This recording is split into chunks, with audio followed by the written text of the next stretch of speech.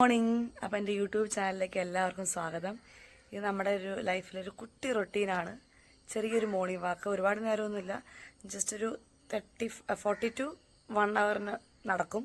ഇവിടെ അടുത്തുനിന്ന് ലാസ്റ്റ് ഞങ്ങളുടെ സ്ഥലം എന്ന് വെച്ചാൽ മൊത്തം കയറ്റം ഇറക്കം ആയതുകൊണ്ട് ഇത് നടക്കൽ ശരിയാവത്തില്ല. ഞാനിവിടെ എന്ത് സംസാരിക്കാൻ വീഡിയോ എടുത്താലും അപ്പം തുടങ്ങും കാക്കകൾ കരയാൻ. ഒരു രക്ഷയില്ല, ബാക്ക്ഗ്രൗണ്ട് മ്യൂസിക് ഭയങ്കരമാണ്. അപ്പം അതെല്ലാവരും സാധാരണ ക്ഷമിച്ചു കൊള്ളുക.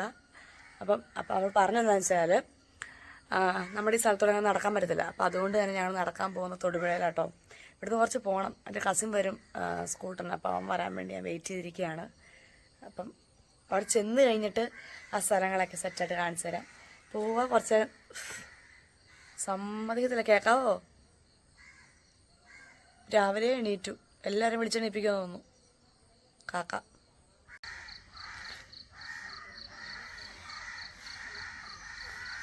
എനിക്ക് തോന്നുന്നതേ ആ ഒരു മരമാണ് അതുങ്ങളുടെ കൂടെന്ന് തോന്നുന്നത്.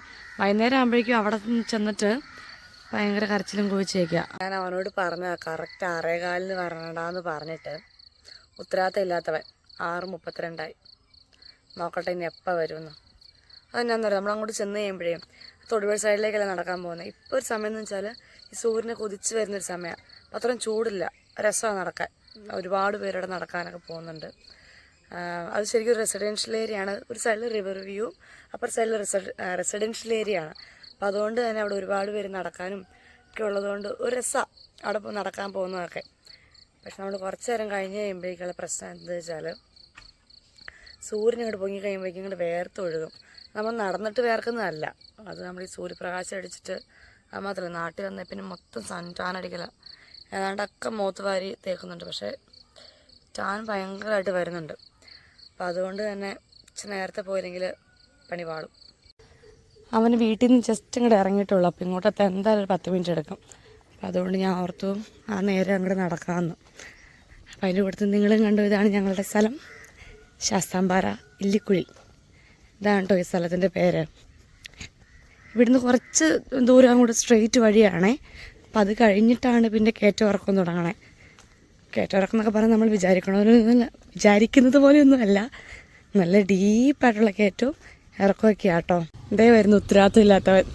നീ ചിരിക്കരുത് കേട്ടോ. എവിടെയായിരുന്നു ഇത്ര നേരം? 6:15. ഇതാണ് നമ്മൾ നടക്കാൻ പോണ സ്ഥലം. ഇത് ഈ സ്ഥലത്തിന് പറയണ പേരെന്ന് വെച്ചാലുണ്ടല്ലോ, ഇത് ഒരു റിവർ വ്യൂ ആട്ടോ. River view. പിന്നെ ഈ സൈഡിലാണ് ഞാൻ പറഞ്ഞ വില്ലാസൊക്കെ. ഇതുണ്ടോ, നമ്മൾ ലേറ്റ് ആയിപ്പോയി, സൂര്യൻ ഉദിച്ച മണ്ടേ വന്നു.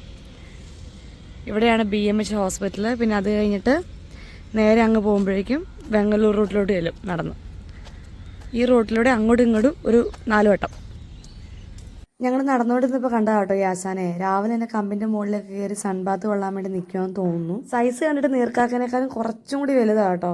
കളറും ഫുള്ളി ബ്ലാക്ക് അല്ല, കുറച്ച് വ്യത്യാസമാണ്.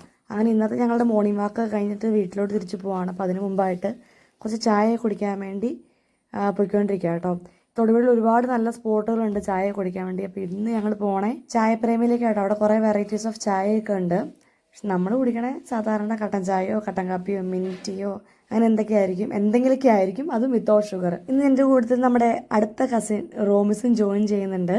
അപ്പോൾ അവൻ താമസിക്കുന്നത് ഇവിടുന്ന് തൊട്ടടുത്ത, ജസ്റ്റ് ഒരു 5 മിനിറ്റ് ഡ്രൈവേ ഉള്ളൂ അവൻ ഇങ്ങോട്ട്. നല്ലൊരു ആംബിയൻസ് അവിടെ കടയുടെ അകത്ത്. ഈ സമയമൊക്കെ ആയതുകൊണ്ട് തന്നെ അങ്ങനെ തിരക്കോ ഒന്നുമില്ല, നമ്മൾ തന്നെയുള്ളൂ. വൈകുന്നേരങ്ങളിലാണ് ശരിക്കും ഇവിടെ നിറച്ചും ആൾക്കാർ, വർക്ക് ചെയ്യുന്ന ആൾക്കാരും അതുപോലെ കോളേജിലെ പിള്ളേരും. അങ്ങനെ ശരിക്കും വന്ന് റിലാക്സ് ചെയ്തിരുന്ന് ചായ കുടിക്കാൻ പറ്റി, വർത്താനൊക്കെ പറയാൻ പറ്റുന്ന നല്ലൊരു സ്പോട്ടായത്. അവിടെ നിന്ന് റിസൈനൊക്കെ ചെയ്ത് പോകുന്നപ്പോൾ ഭയങ്കര ബോറിംഗ് ആയിരുന്നു കേട്ടോ.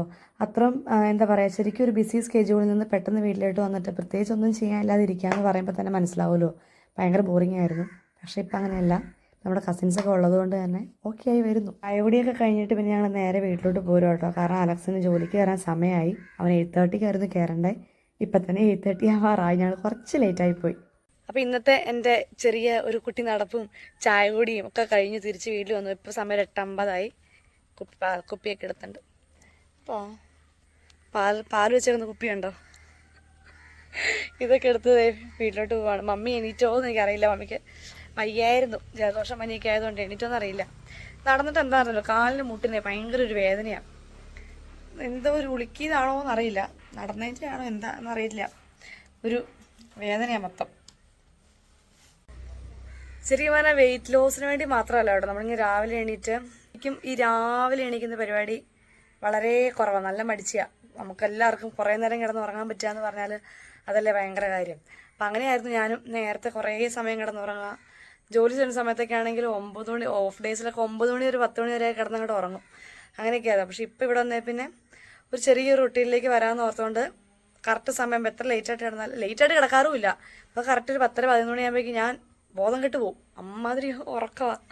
എന്നിട്ട് രാവിലെ 5:30 ആയിട്ട് എണീറ്റ് ഇങ്ങനെ പതുക്കെ പോയിട്ട് തിരിച്ചു വരുമ്പോഴേക്കും മൈൻഡും അതുപോലെ തന്നെ ബോഡിയൊക്കെ ഭയങ്കര റിലാക്സ്ഡ് ആണ്. അപ്പോൾ ഇന്നത്തെ കുട്ടി വ്ലോഗ് ഇവിടെ കഴിഞ്ഞിരിക്കുകയാണ്. അടുത്തൊരു വീഡിയോ ആയിട്ട് കാണുന്നതായിരിക്കും. ബൈ.